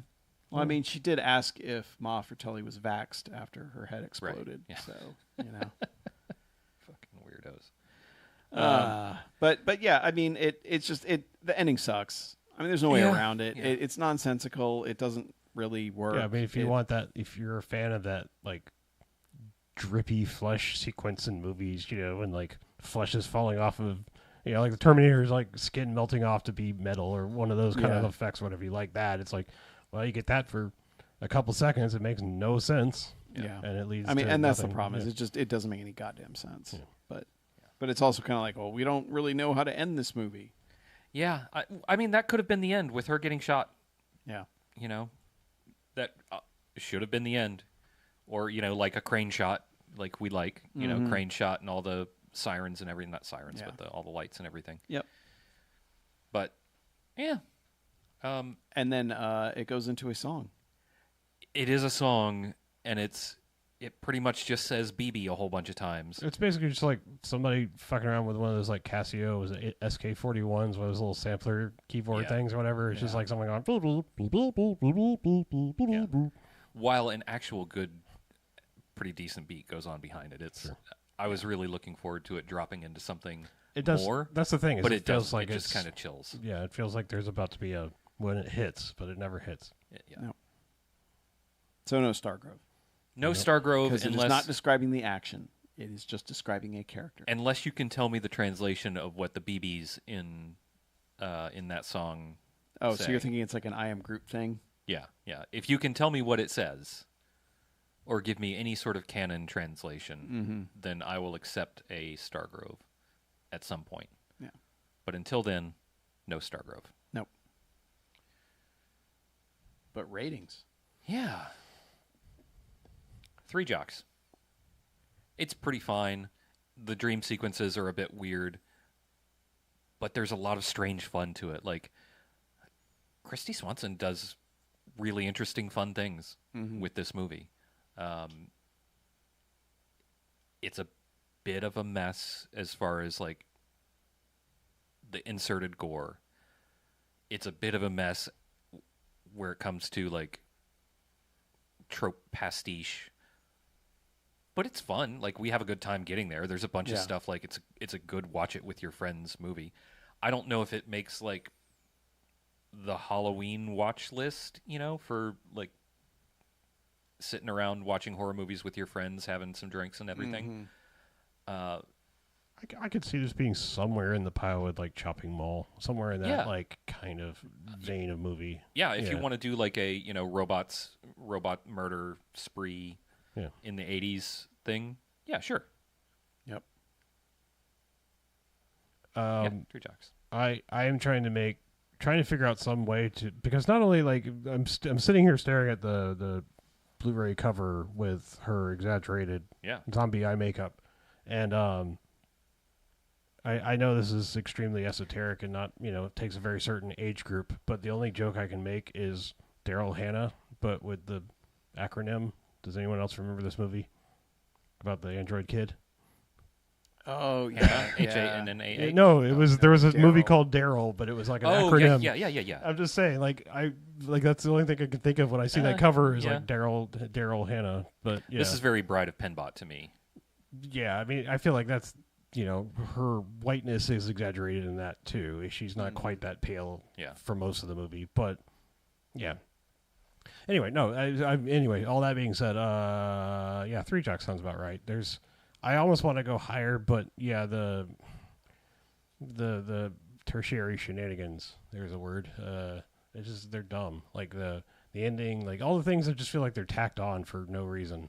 Are all bad. And I could do without I could do with the, like, you know, sort of Leave It to Beaver style intro if it felt more like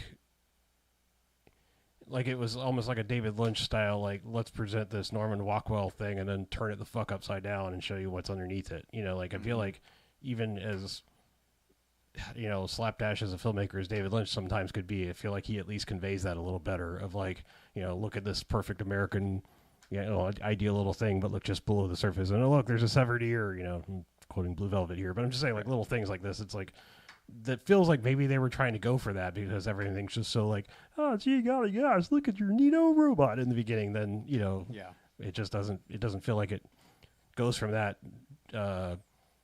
gracefully enough into, like, the gore to merit or make any sense. I mean, like, I think that's because I think what the trivia said that Craven wanted it to be like a teen sort of thing. Yeah, like a PG but then the thing. standard, or then the studio demanded that they ramp it up. Yeah, it feels a little, you know,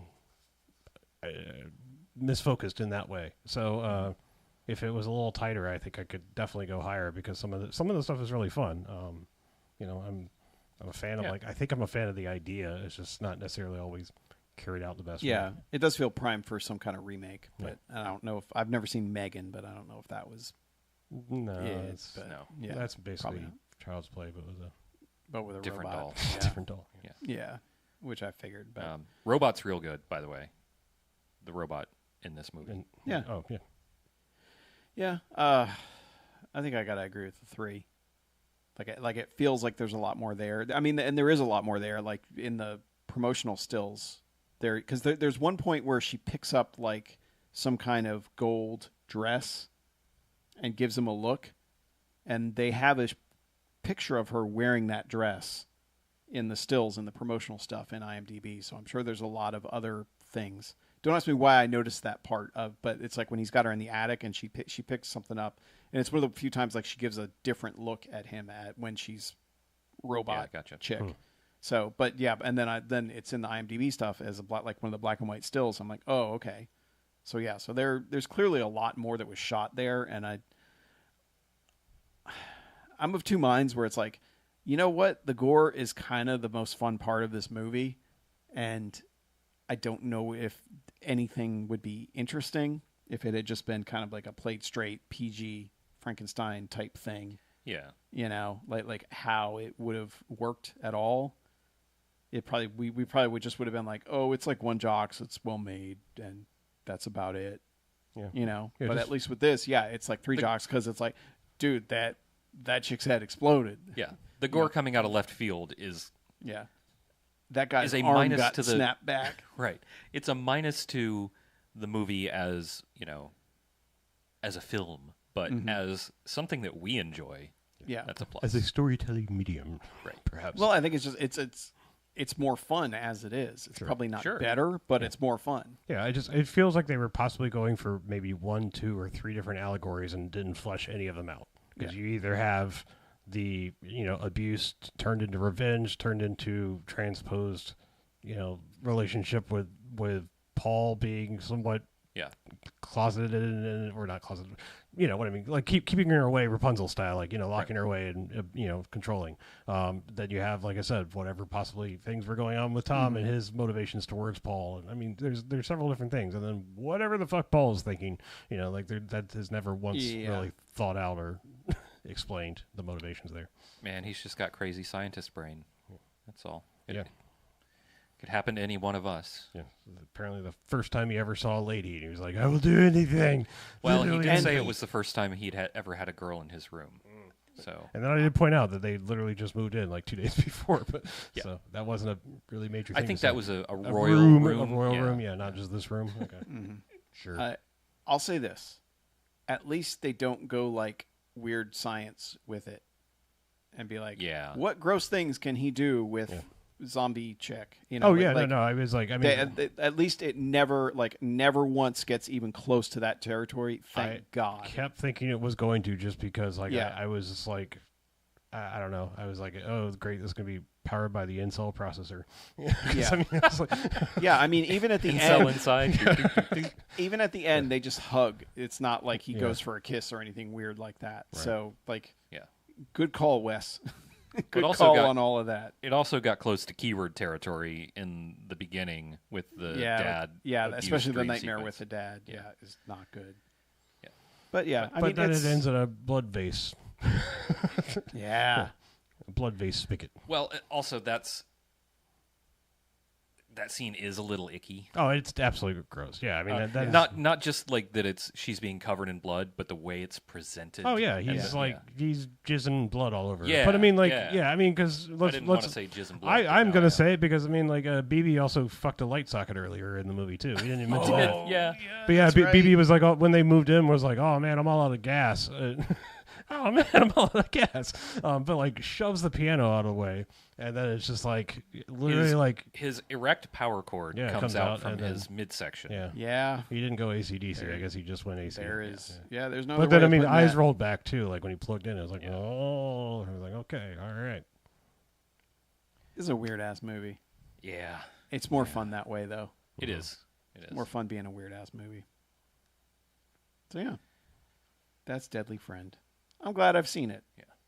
Yeah, me too. I was not aware of this movie's existence in any form. So same. I know Chuck reviewed it 5 years ago, right? I had heard of it, and I had seen the basketball scene, and I think I looked up where the fuck did this basketball scene come from? And apparently somehow I've missed swaths of Chuck's reviews, whereas I thought I'd watched every one. But every once in a while, I was just I have zero memory of a Chuck review. Well, the thing with so many Chuck has so many.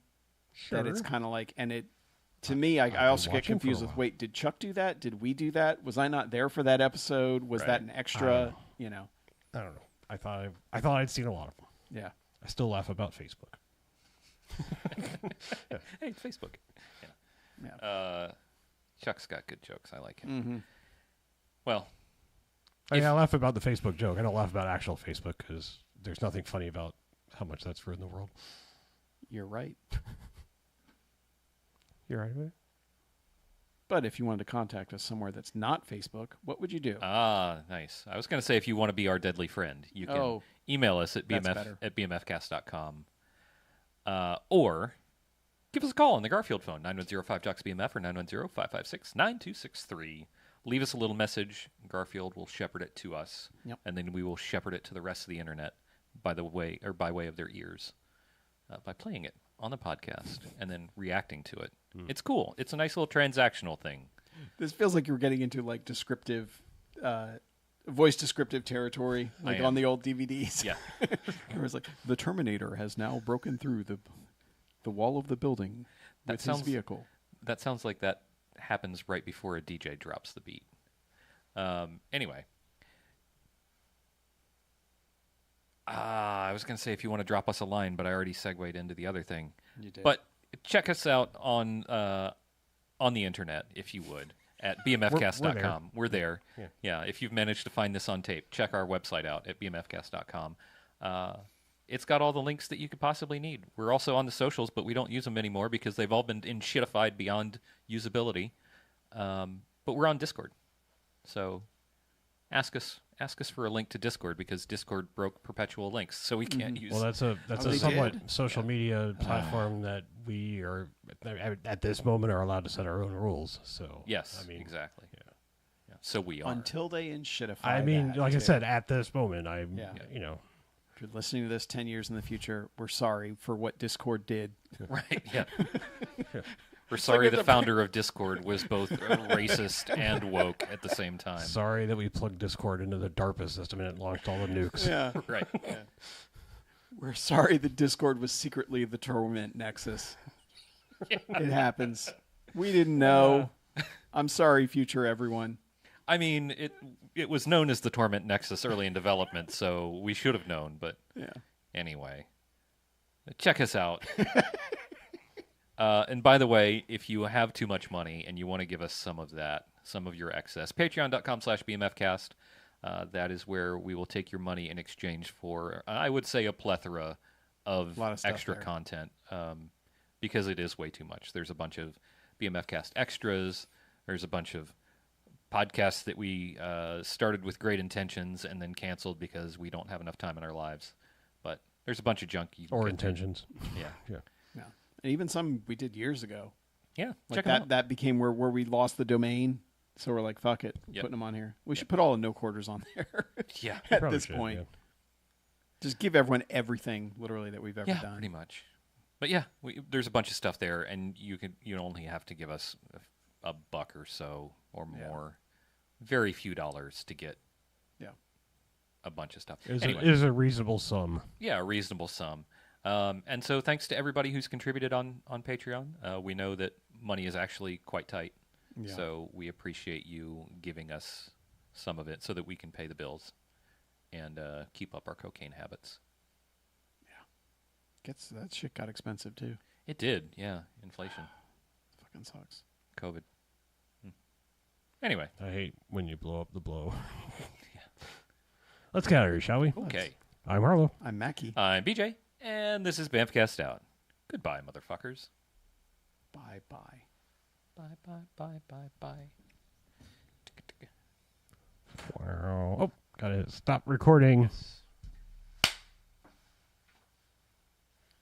Thanks, Boston. We love you. Ooh, I'm deaf in one ear. Yeah, that's interesting. It went one ear for both of us. Oh. Maybe it was something that Harlow touched. Touch something over there. Hello. Oh, there we go. I think that's me sorted. No, I got nothing. I got literally nothing now. Oh, it's just being weird. Hello. Got one ear. Hello. Hello. Hello. Is it me you're looking for? I can see it in your eyes. I don't have my headphones on, so I'm probably way out of tune. I don't think the headphones have anything. No, I don't think that has anything to do with it. No, I mean, I would probably be better. I'm still deaf in one ear. We should order a new headphone amp. Okay. Maybe one a step up for. Oh, yeah, nope. I'm back. I'm back. Now I'm completely gone. Shit. I need to put mine on. Okay, we're good. Don't touch anything. No one touch anything ever again. Okay. Hey, I can hear out both ears. I fixed mine. Hopefully you can hear in both ears. No, only out. Nothing go in, only come out. I have never actually seen people in exteriors. I haven't seen. I saw that when I was like. Okay, weird story. I still don't understand this. I need to ask my dad. but my parents one summer sent me out to Pensacola. Great punishment, by the way. Oh, is this are we about to get the origin story? This is the Pensacola origin story. Holy shit. Actually. I've been wondering where did the Pensacola touch you on the soda? So my parents just sent me out to Pensacola on a Greyhound bus when I was like 12. Parents sent me out to Pensacola. Yeah, I don't know. Bus. It was a different time. So this would have been like 1994, something like that. Yeah, sent me out to Pensacola on a Greyhound bus by myself. Okay. It was like me and a bag of clothes and my trusty Walkman. Right. Were you going somewhere? Yes. Okay. Yeah. Just they sent me out there like, you find your way for a week. Your return ticket is. I mean, I understand Pensacola is somewhere, but I mean, it is technically. Was there somewhere. someone somewhere that you knew? I had there? some family. Okay. There, yeah. People in, it was like my second. In your Bethesda game. Right. It was like my second cousin, though. Like one of those. He's older. Like he and his wife are older than my mom. And even their kids were older than me. Okay. So I don't know why I was sent out there. They were probably just sick of your shit. Probably. Yeah. I mean, I don't blame them, but they didn't give me a good reason. But I got to rent whatever movies I wanted. So, like, that's when I saw People Under the Stairs, which scared the crap out of me. Okay. And I think Schindler's List. Okay. That's an odd choice when you're like, man, I get a free pass to rent whatever. I think we can't wait to see Schindler's List. We had been reading a lot in middle school about like Holocaust stuff, so I was like, I had a mild interest in. I wouldn't say interest. I was just like that area of time. And survival stories from it were interesting to me. I'm not sure. I don't know if my now I'm misremembering. I may be misremembering. Either my class or a class in my school had a field trip to go see it, like because they were like Schindler's List, like studying it. Yeah, that's weird. Yeah, and I can't remember if I actually if I did that or if I'm just remembering that someone else that I knew did that. Like I can't remember if I went or not. Yeah. Well, you read that the book from Corrie ten Boom. They made us read it throughout the year. Like, I'm a fast reader, and they're like, okay, well, we're gonna read 3 pages a day in class out loud. I gotta look up the name of the book because I don't want to disrespect the book. Sorry, just whatever. Hear about just reading out loud. The Hiding Place, Corrie ten Boom. Very, very interesting, by the way. If you want to read more first-person Holocaust stuff, and you haven't already, right? But I mean, it's fascinating. But so we were reading 3 pages a day, and I'm like, I can't do it anymore.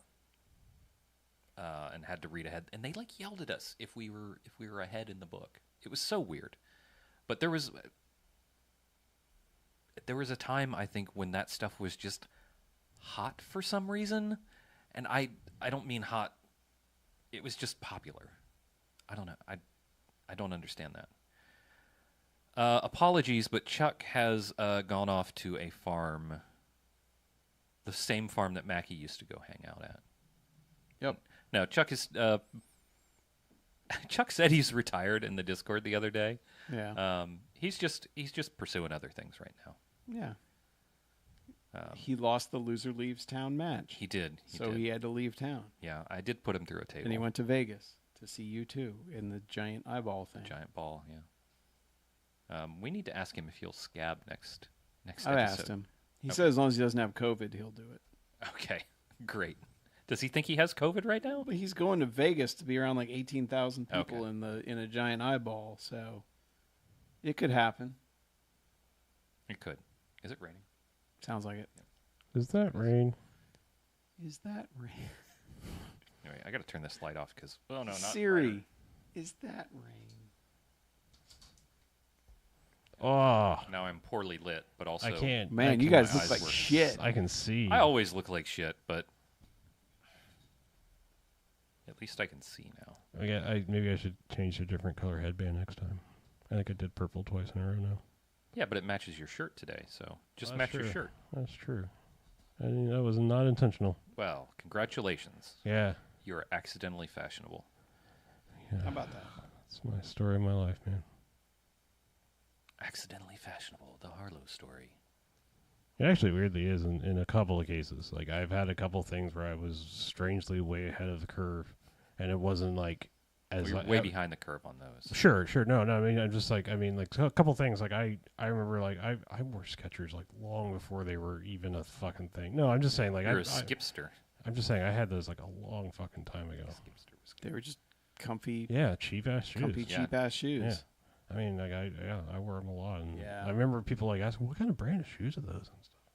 Yeah, because they were basically, like, Skechers? cheaper than Vans. Yeah. Yeah. And Vans That's why you always, got 'em. Vans, they never had enough arch support. Yeah, Vans Vans are are not way too comfortable. flat if you have a normal foot. Well, just like Chuck Taylors, like people are like, man, these Oh, are cool, God. and like those, I love like Chuck my Taylors. feet have never hurt more than I- wearing Chuck well, Taylors. They hurt, mean- but I fucking love wearing them so much. Like, they're just so comfortable, like, at the time. They are not comfortable. Oh, they are to I me. do not find them comfortable in any They're fashion. narrow, and I have wide, stupid duck feet. Yeah. And they have no arch support. It's if you could give me Chuck Taylors in ultra wides, I'll buy some. I'll buy my own arch supports to wear with them. Good night, Bobbert. It was nice to see you, buddy. I'm going to go back and field some stars. Yeah. Cool. I've done it. I passed the fortnight. All right. Well, let's close this down so we can all get home In the rain. in the rain. Harlow's already home. You should watch Deadly Friend. Watch a head explode. What? They should watch Deadly Friend. We already watched it though. Yeah, they should. As Oh, well. they should. Yes. Good night. Yes. Good night, all. Good night.